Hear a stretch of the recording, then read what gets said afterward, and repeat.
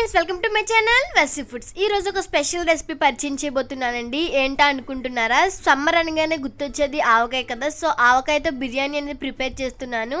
కానీ మామిడికాయతో కాదండి, దోస ఆవకాయ బిర్యానీ అనేది ప్రిపేర్ చేస్తున్నాను. చాలా డెలిషియస్గా ఉంటుంది. సో దానికోసం ముందుగా ఒక మందపాటి గిన్నె పెట్టుకున్నాను. ఇందులో ఒక 5 టేబుల్ స్పూన్ వరకు ఆయిల్ అనేది హీట్ చేస్తున్నాను.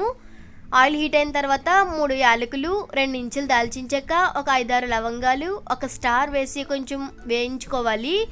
ఇందులోనే 2 బిర్యానీ ఆకు కూడా వేసి ఫ్లేవర్స్ అన్నీ కూడా బాగా వేగేంత వరకు వేయించుకోవాలి. ఇవి వేగిన తర్వాత 1 కప్పు వరకు సన్నగా తరిగినటువంటి ఉల్లిపాయ ముక్కలు అనేవి వేస్తున్నానండి. ఉల్లిపాయలు అనేవి కొంచెం వేగిన తర్వాత ఇందులోనే ఒక 5-6 పచ్చిమిర్చి చీలికలు కూడా వేస్తున్నాను. మీరు తినే కారాన్ని బట్టి మీరు పచ్చిమిర్చి అనేది యాడ్ చేసుకోవచ్చు. ఇందులోనే ఒక 1/2 టేబుల్ స్పూన్ వరకు సాల్ట్ కూడా వేసి వేయించుకుంటున్నాను. సాల్ట్ వేయడం వల్ల ఉల్లిపాయలు అనేవి త్వరగా మగ్గిపోతాయండి. కొంచెం వేగిన తర్వాత ఇందులో 1 కట్ట వరకు సన్నగా తరిగినటువంటి కొత్తిమీర కూడా వేస్తున్నాను. కావాలంటే పుదీనా కూడా యాడ్ చేసుకోవచ్చు. ఉల్లిపాయలు బాగా వేగిన తర్వాత ఇందులో 2 మీడియం సైజ్ టమాటాలు అనేవి జ్యూస్ చేసి తీసుకుంటున్నానండి. ముక్కలుగా కూడా వేసుకోవచ్చు, కానీ ఇలా ఉంటేనే తినడానికి బాగుంటుంది.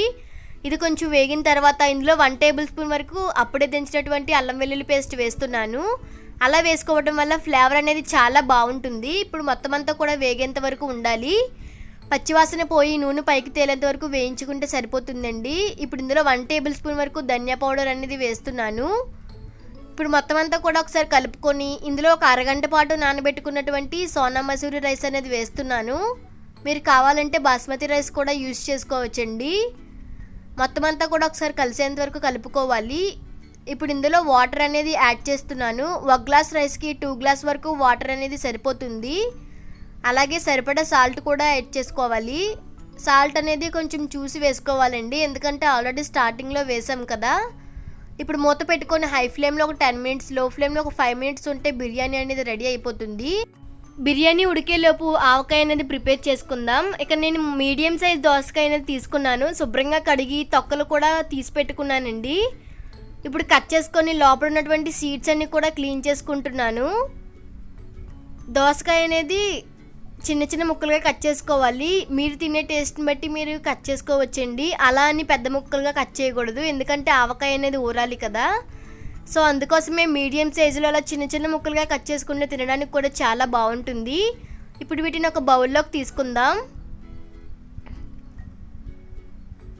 ఇలా ఒక బౌల్లోకి తీసుకున్న తర్వాత ఇందులో 1 టేబుల్ స్పూన్ వరకు వేయించి పొడి చేసుకున్నటువంటి ఆవపిండి, 2 టేబుల్ స్పూన్ వరకు కారం, సరిపడా సాల్ట్, 4-5 వెల్లుల్లి రెమ్మలు, 1/2 టేబుల్ స్పూన్ వరకు పసుపు వేసి మొత్తం అంతా కూడా కలిసేంత వరకు కలుపుకోవాలండి.